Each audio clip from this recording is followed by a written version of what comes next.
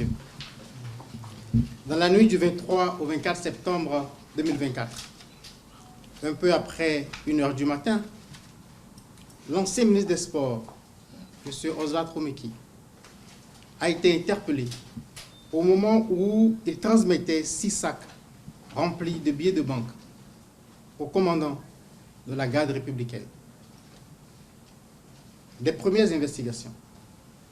Il apparaît que le commandant de la garde républicaine, ayant en charge la sécurité du chef de l'État, a été entrepris par le ministre Oswald Romeki pour son propre compte et pour le compte de M. Olivier Bocor, à l'effet d'opérer par la force un coup d'État dans la journée du 27 septembre 2024.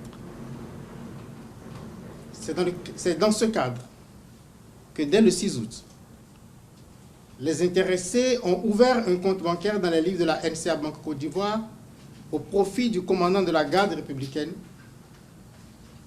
Et la preuve de l'ouverture du compte a été transmise aux bénéficiaires avec un solde initial de francs CFA 105 millions.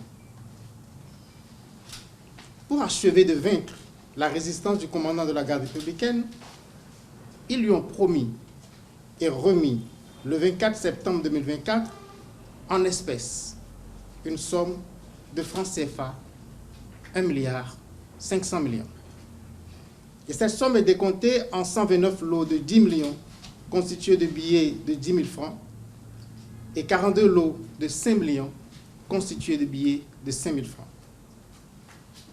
Cette somme qui aurait été mobilisée par M. Olivier Bocor a été chargée dans un véhicule de type 4x4 de marque Toyota Prado appartenant à M. Oswald Romeki et muni d'une fausse immatriculation.